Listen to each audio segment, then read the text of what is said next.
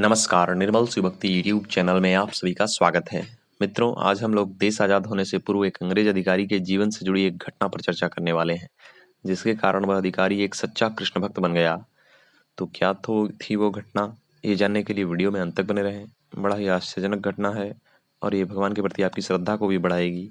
तो आइए वीडियो को शुरू करते हैं, लेकिन उससे पहले जो लोग चैनल पर नए हैं वे कृपया चैनल को सब्सक्राइब अवश्य कर लें और बेल आइकन को भी प्रेस कर लें, क्योंकि ऐसे ही आध्यात्मिक चेतनापूर्ण वीडियोस लेकर मैं आता ही रहता हूँ।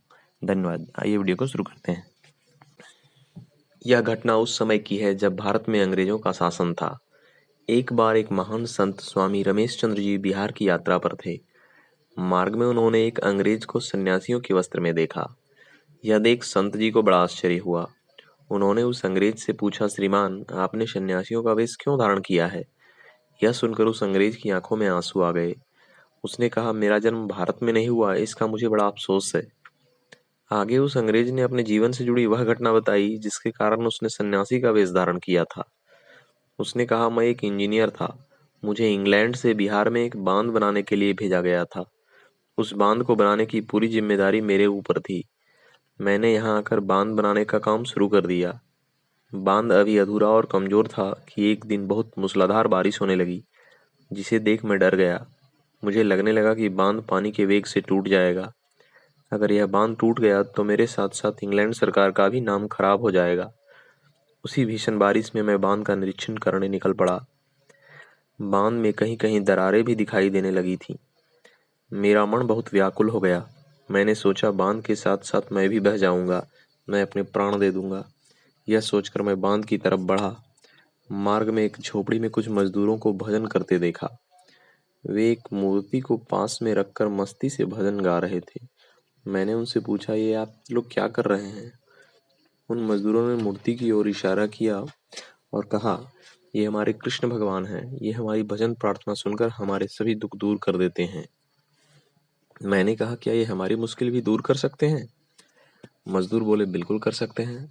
आप इनके सामने आंख बंद कर अपनी समस्या बताकर प्रार्थना कीजिए, ये अवश्य आपकी पुकार सुनेंगे। मैंने आंख बंद करके कहा, ये बांध टूटे नहीं। अगर इस बारिश में बांध टूट गया तो मैं जी नहीं पाऊंगा। फिर मैं वहां से लौटने लगा। शाम होने वाली थी, तभी बारिश और भी तेज हो गई। इस बार मुझे लगा बांध टूटने ही वाला है। मैंने पक्का निश्चय कर लिया कि मैं भी बांध के साथ बह जाऊंगा और बांध के साथ मेरा भी अंत हो जाएगा। यह सोचकर मैं बांध के ऊपर चढ़ गया। मैंने देखा कि बांध के नीचे दो छोटे बालक मिट्टी से खेल रहे हैं। एक बालक गोरा था और एक सांवला था, जिसने मोर पंख माथे पर लगाया था। मैंने चिल्लाकर कहा, यहाँ से चले जाओ, बांध टूटने वाला है, तुम दोनों पानी में बह जाओगे। लेकिन वो दोनों मेरी बात सुनने को तैयार नहीं थे। वे दोनों बालक मिट्टी उठा उठा कर बांध की ओर दरारों में भर रहे थे। तब मैंने मजदूरों को आवाज लगाई, जल्दी यहाँ आओ, देखो बांध के नीचे दो बालक खेल रहे हैं, उन्हें यहाँ से हटाओ। मेरी आवाज सुनकर मजदूर दौड़ कर आए। उन्होंने बांध के नीचे देखा तो कोई नजर नहीं आया। उन्होंने कहा, साहब, नीचे तो कोई बालक नजर नहीं आ रहे, आप किसे हटाने की बात कर रहे हैं? मैंने फिर से नीचे देखा, वो बालक अब भी नजर आ रहे थे।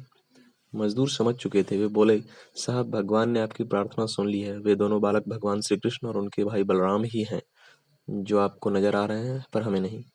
आप निश्चिंत हो जाइए, अब इस बांध को कुछ नहीं होगा।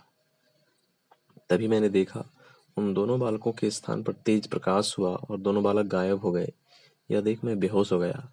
मजदूर मुझे उठाकर बंगले पर ले गए। जब मुझे होश आया तब तक सुबह हो चुकी थी।